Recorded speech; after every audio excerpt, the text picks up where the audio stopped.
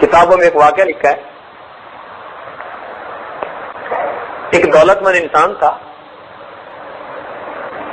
اس نے ایک بہت خوبصورت لڑکی سے شادی کی، محل نما مکان تھا، کھانا کھا رہا تھا، بیوی کے ساتھ بیٹھا ہوا، دروازے پہ کسی فقیر نے آواز لگائی۔ اس کی بیوی نیک عورت تھی، اس کی عادت تھی کہ دروازے پہ جب بھی کوئی فقیر مانگنے آتا وہ اس کو ضرور کچھ نہ کچھ دیتی تھی۔ تو جب اس نے صدا لگائی تو بیوی نے پوچھا کہ آپ اجازت دیں تو میں ایک روٹی فقیر کو دے آتی ہوں۔ کہا ٹھیک ہے۔ اب وہ دینے گئی تو 1 منٹ 2 منٹ لگ ہی جاتے ہیں۔ تو جب واپس آئی تو اس کا موڈ بڑا اپ سیٹ تھا، برسنا شروع کر دیا، یہ لوگ کمینے اور ذلیل ہوتے ہیں، مانگنے آ جاتے ہیں، کام نہیں کرتے، کماتے نہیں، فلاں نہیں کرتے۔ اس نے تو جنرلی فقیروں کے اوپر برسنا شروع کر دیا۔ اب کچھ ہوتے معذور ہیں، مجبور ہیں، ہر ایک کے حالات ایک جیسے تو نہیں ہوتے، لیکن اس کی تکبر کی یہ باتیں اللہ رب العزت کو ناپسند آ گئی۔ ہوا کیا کہ کچھ عرصے بعد کاروبار کے اندر نقصان ہونا شروع ہو گیا، جو کچھ ریسورسز تھے نا، ریزرو، وہ سب ڈپلیٹ ہو گئے، ختم، حتیٰ کہ ایک وقت آیا کہ مکان بھی بیچنا پڑ گیا۔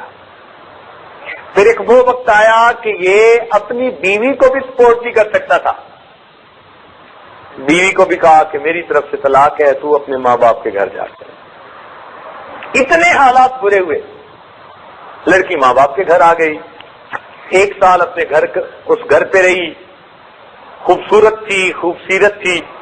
1 سال کے بعد پھر اس کے رشتے کا پیغام آیا، ماں باپ نے رشتہ کر دیا۔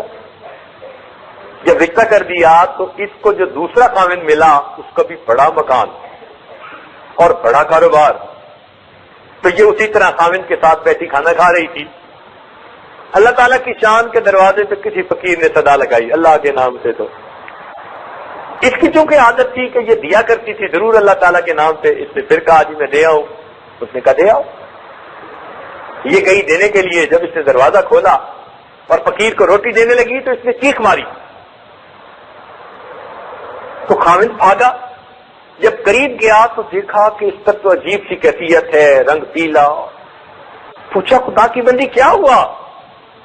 کہنے لگی کہ جب اس فقیر کو میں روٹی دینے لگی تو میں نے دیکھا کہ یہ فقیر وہی تھا جو میرا پہلا خاوند تھا، میرے دروازے پہ بھیک مانگ رہا تھا۔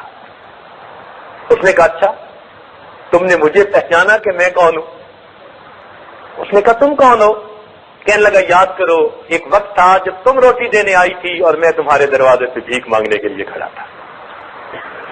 اللہ رب العزت نے اس کے تکبر کے بول کے بدلے اس کا محل، اس کی بیوی، اس کی ساری کچھ اس کے فقیر کو دے دیا، اور وہ بندہ جو تکبر کی باتیں کرتا تھا اس کو فقیر بنا کر اس کے دروازے پر کھڑا کر دیا۔